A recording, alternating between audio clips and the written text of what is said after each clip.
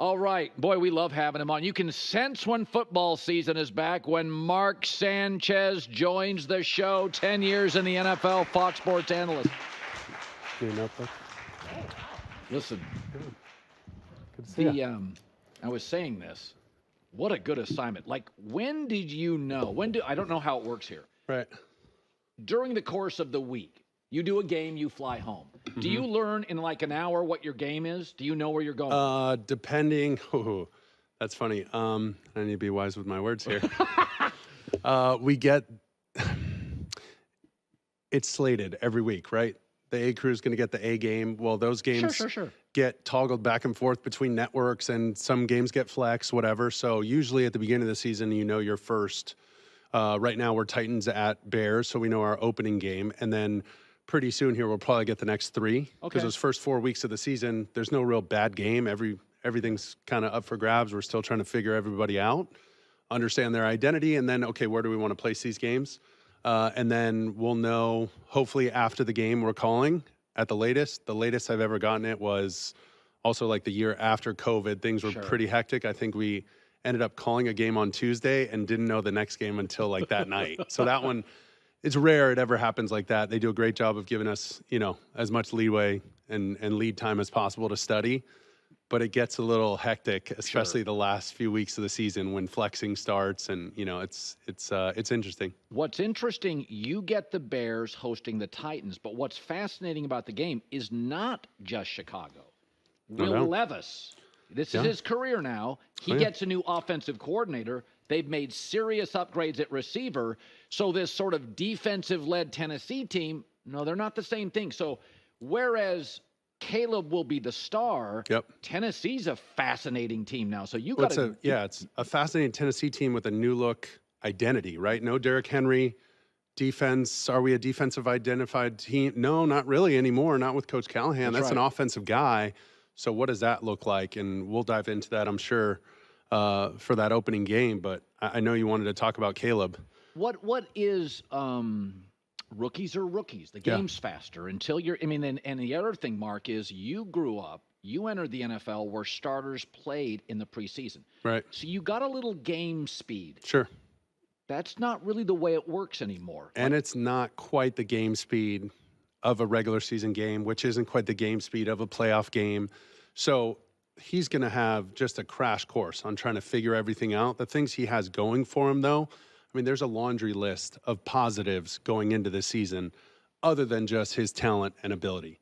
What they did around him, not just the players they got, but the types of players. A Keenan Allen, similar to when I was with the Jets, I can equate a player like that as a Jericho Cotchery, where he is like your dependable third down, 1,000 yards a year kind of guy. Like he is just going to be Mr. Reliable for you. You know what I mean? They have another guy like that in Mercedes Lewis in the tight end room helping Cole Kmet and Gerald Everett. So there's more targets. Then you add a guy like DeAndre Swift, who's used to playing running back by committee. I mean, this thing's starting to look good. You got Wright at right tackle. You're figuring out the center position. But you have some real pieces on offense. And with a coordinator like Shane Waldron, right? He took Geno Smith upped his completion percentage. I mean, just knocked it out of the park with Geno his first year as a starter. Well, he's going to have something like that in Caleb. And part of it is, when do you let him be Superman and go to the telephone booth, right? We've had that discussion here before with Caleb in the offseason, talking about his ability. And when is it time to just play ball? I think adding all of those targets around him, and don't forget, I left out DJ Moore. That wasn't on purpose. The guy had, and they drafted Rome. So you're expecting that to be an explosive player. You have another one in Keenan Allen, who's going to have fresh legs because DJ Moore and maybe Rome kind of start most of the, maybe he gets a little less snaps than them, but he comes in crucial situations. So DJ Moore was like 40% of their offense last year. So, and that was with Tyson Bagent and Justin Fields. So this is set up for immediate success. They don't play the thing working against them is that their division is so strong. Well, they don't play a division game till week 11. You've made that point. Green Bay. So, I mean, what if they just started out 7-2? You know what I mean? Like, crazy. it's not an off the wall prediction. Plus, you can't forget, I mean, I think Eberflus saved his job last year by the way that defense performed down the stretch. Yes. Adding Montez Sweat shored up their defensive line. They have 2 studs in Edmonds and Edwards at linebacker. And then in the back end, they have 3 capable cornerbacks. You got guys who played 800-plus snaps together. You know what I mean? This kind of thing is really going to start to take form and take shape. Jalen Johnson, stud player. So it's like, man, there's a lot. It feels more like the Jets year 2 for me, 2010, with, you bring in LaDainian Tomlinson, you have Sean Green, Jericho Cotchery, Braylon Edwards, Antonio Holmes, Dustin Keller at tight end. Like, there's guys everywhere you look. They might not be top 5 at their position, but they're at least top half of the league. Yeah. And then the defense, 2 stud linebackers. They don't have, obviously, Darrelle Revis, but great defensive backs and a system that they all know. Back to the Shane Waldron point, and we'll wrap it up, but when do you let him be Superman, and when do you keep him within the confines of the offense? Because that's going to be, feeling that part of the game. I think he's going to have that part of his call sheet that has the quick completions, quick answers, quick game, the stuff he knocked out of the park with Geno. That's going to be long. Because if at any point Caleb misses 3 in a row, hey, let's get him 2 completions in a row. Let's get our quarterback back and get him distributing the football the way we know how he can, and let's do it easy. Let's give him an easy completion. So I think they're primed and poised to have an amazing year. I'm happy to kick off the season with them. Oh, I think there's very few games that opening week I'm more fascinated to watch. That's way at the top of my list. Listen, it's been Haason Reddick's not showing up. Minicamp stuff, Aaron. The Nat Hackett story with Arthur Smith. Listen, it's the Jets. It's noisy. Some of it's the city. Although I will argue the Eli Manning, Tom Coughlin teams when they were winning were actually kind of boring and didn't make a lot of news. This team's noisy. What do you kind of make of the noise? Is it just? Well, I think my argument to that is the offseason in New York is always going to be noisy. I think what helps them this year is there's no Hard Knocks. They don't have to worry about that. The Giants kind of wore that Hard Knocks deal for them this year, if you will, and they can just kind of focus on ball, because the Aaron Rodgers injury would have been massive last year if they weren't on Hard Knocks. But because it was on Hard Knocks, it even was bigger, right? So I think up front, and I know we have a great graphic for this, but the changes at offensive line, 3 new starters, same offensive line coach, but you see Tyron Smith, John Simpson, Joe Tippmann, Elijah Vera Tucker coming back from injuries, and Morgan Moses. They get 2 of those guys, John Simpson, the left guard, and the right tackle, Morgan Moses, from the Ravens. So they have some veteran talent. They got some guys that they trust. Joe Tippmann, solid center, going into his 2nd year, Wisconsin guy. I think that offensive line should be more or less, better than serviceable, like better than top half of the league. You would think. They also drafted a rookie. That Fashanu kid. So I feel like it's the MasterCard commercial, right? Like, priceless. He gets to be around Tyron Smith and Morgan Moses as a rookie and be your swing tackle. That's priceless. I mean, you're developing the guy right away. Those 2 guys are 30-plus in age, right? 30-plus years old. The chances those guys play every single snap. Now, I hope they don't get hurt. I hope their shoelace falls out or something, and this kid's got to play. But now you have 6 legit offensive linemen. That's great for Aaron Rodgers. That's what you want. You add some guys in free agency with Mike Williams. I love some of their draft picks with the young receiver Malachi out of Western Kentucky. I think he's a yak guy, yards after catch kind of guy. He's going to have to fill that Randall Cobb kind of void and be the slot wiggle free on 3rd down, because we're going to double Garrett Wilson. We're going to double Mike Williams. All right, young kid, we need you to eat. But suffice to say, with this whole thing, philosophically from the top, with Coach Hackett, their offensive line coach, Keith Carter, and the quarterback, what are we doing on quick game? Aaron Rodgers went down on a quick game play, meaning 3-step timing for the offense, and you can roll the clip because Leonard Floyd ends up hurting him on this play, first game of the year, 4th play, whatever it was. Well, it looks like they're trying to cut on quick game. So if the left tackle's cutting like that, the quarterback needs to know, I cannot hold on to the ball. So this is where there's blame to go around. When you say the ultimate team sport, 1, are we or are we not cutting on quick game? Because this ended up being the worst possible result of guys not getting either a philosophy understood or executing at the right level. Receivers got to get open, balls got to come out, and either we are cutting or we are not cutting on quick game. So that moving forward would have been my first meeting, my first question to everybody. You know what I mean? If I'm the Jets beat writer, like that's my first question. What's our deal here? What are we doing this year? Now, he's probably not going to divulge that to a beat writer, but that changed the course of their whole season last year. Yeah. So where are we going with that stuff? And I think they're going to get a lot more time to do that and a lot more privacy to do that, should they allow themselves the privacy and things don't come spewing out of the building, which tends to happen at times. It's New York. It's really hard. Yeah. So what does that look like? And they don't have to explain it every week on Hard Knocks or feel like they have to or anything like that. So I think all these things work in their favor, but it starts philosophically, Hackett, offensive line coach, Aaron Rodgers, and then boom, go for it. Because it's not a 10-year plan with Aaron Rodgers. They got to win. Green Bay knows quarterbacks. I'd pay Jordan Love too. Mark Sanchez joining us for our radio audience. Would you be a little concerned that he was erratic early and we have a very small sample size? Does that concern you getting the big contract where he won't return to even practice? And I think that's part of it, right? That kind of contract hamstrings you with the rest of your roster. Look at where the Cowboys are, and we'll get to the Cowboys later, but we've seen a little bit of both, right? The Jekyll and Hyde.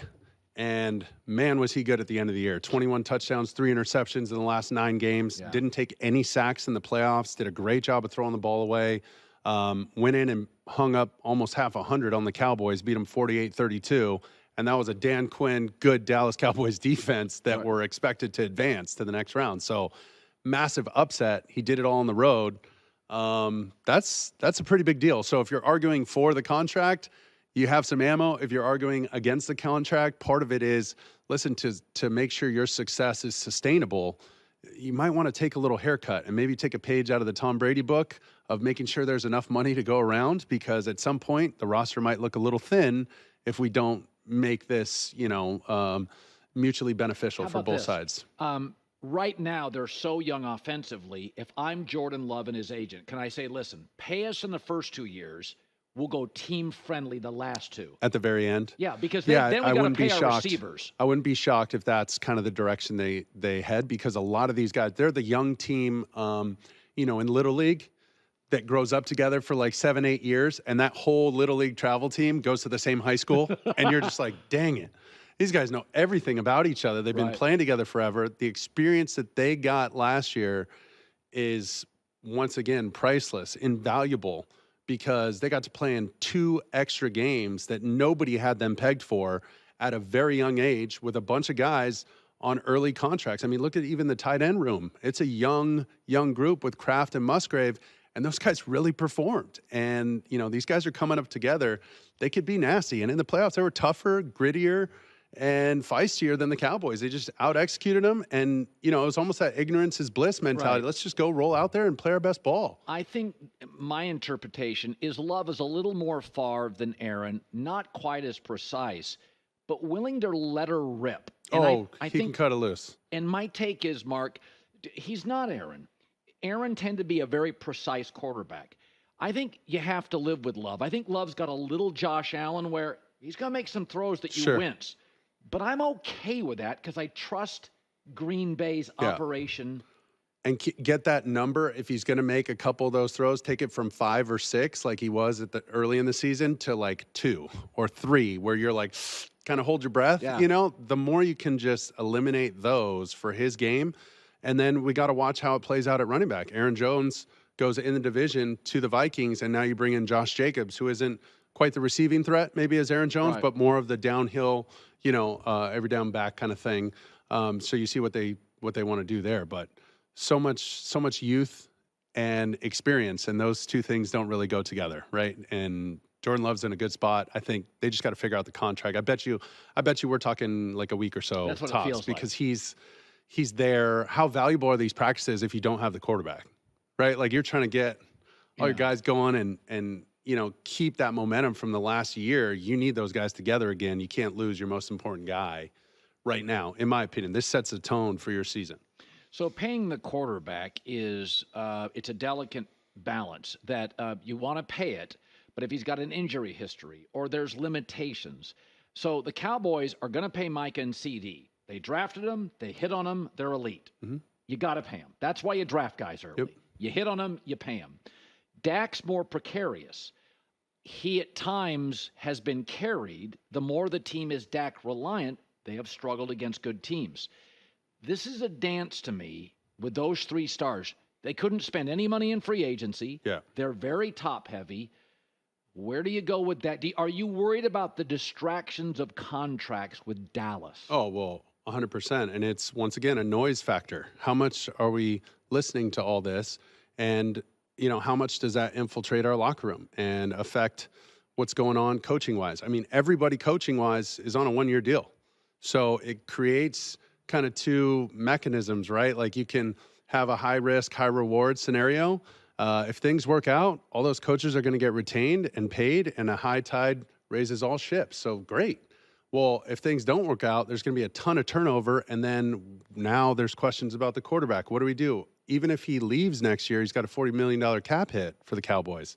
So, I mean, that's like, I don't know, told there'd be no math, but around 14% of your cap. And it's going to go up again next year. Like, they got real questions, but let's just start with this season. Let's not get too far ahead of ourselves.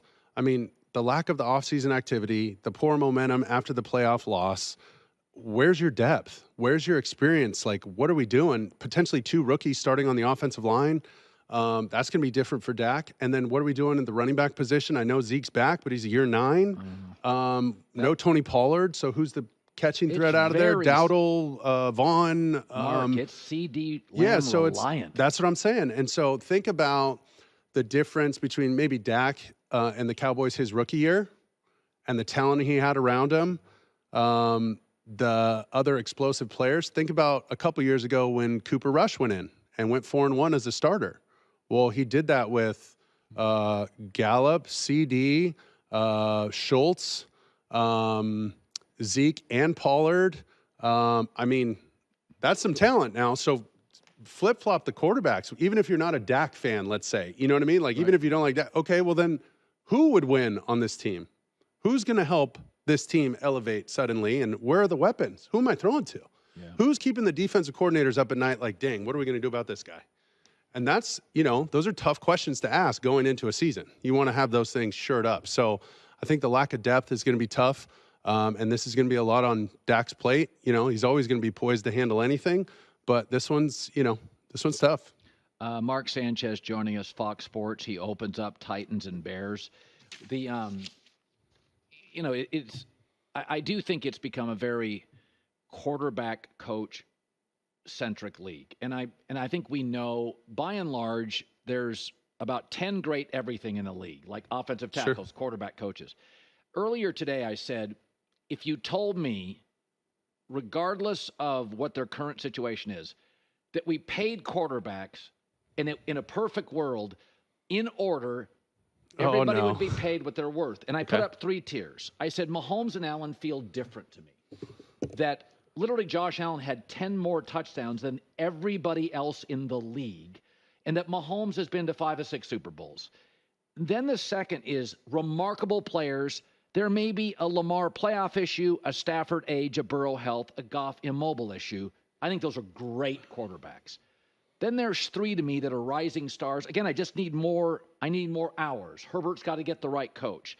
And then I said, Jalen Hurts is my 11, Dak 12. But if I had to, as a GM, pay 10 quarterbacks in order of what I believe health, winning, production, elevate others, not be elevated, is there somebody missing there? I might shuffle some guys around, but remember, I have to call all 10 of those guys' games, so we're not going to get into a ranking system. I didn't know what to do. Because that makes production meetings very difficult. I didn't know what to do with Jalen Hurts. One great year. Yeah, but I think some of that is like recency bias, right? If those years were flipped, he'd probably be on this board. That's you know what I mean? No, I think you're right. I didn't know what to do. And then what do you do when guys get hurt, like Kirk Cousins, who was playing out of his mind, maybe MVP worthy, and then gets hurt? So, like, he's not in because he's older and coming back from injury. Well, I didn't put. Where's Aaron Rodgers? Where's, you know what I mean? If you got hurt last year, you can't make this list. Like, what are the?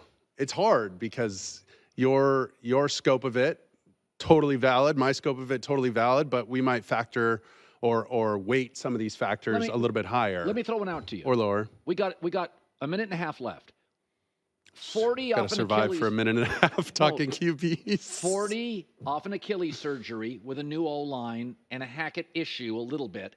What are reasonable numbers for Aaron? You know his new pieces now. What should it look like? What's fair? I mean, I think he's easily 4,000 yards around there. I think he's easily right around 30 touchdowns, less than 10 picks ish. I mean, when has he thrown more than 10? 9 picks. Yeah, like that would be more than enough. And I think he can easily surpass that in a year where they catch fire. You know, like that's a team that can win the division. You know what I mean? And we had 2 really good teams, never won our division. The division went through Foxborough, Brady, and Belichick.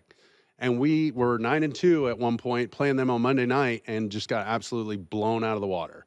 So, you know, I don't know. This team is going to be good. Their defense is solid. I think they got less noise with the hard knock stuff. I think the Jets could potentially run the division. Well, okay, what does that look like? Then Rodgers' numbers are going to be way more than what I just explained at 4,000, 30, and 10 or less, right? So I think that's easily attainable for him. Wow. I said my take was by mid-October, if the Penn State rookie, you're like, wow. If the O-line is healthy and there's chemistry, because I don't suspect those veterans will play a lot in preseason. No. And I think they'll figure each other. As you know, O-line's the toughest cohesion to create. Yeah, no doubt. Right. Quarterback, receiver, and O-line. Mm-hmm. That is timing and cohesion. If mid-October, we're like, Aaron's got time to throw. Yeah. I know. And Breece Hall's going healthy. Come on now. I know they're a good team. Their defense is solid. I mean, they could win it. All right. You got the Bills. I might pick the Jets. All right. Sanchez, it's so good to see you. It's great to be back. Mark Sanchez arrives. So does football. I can smell cut grass. I can smell cut grass right now. Hi, everybody. It's me, Uncle Colin. Subscribe here to get the latest from the herd, including exclusive behind-the-scenes videos and more, wherever you may be, however you may be watching. Thanks again for making us part of your day.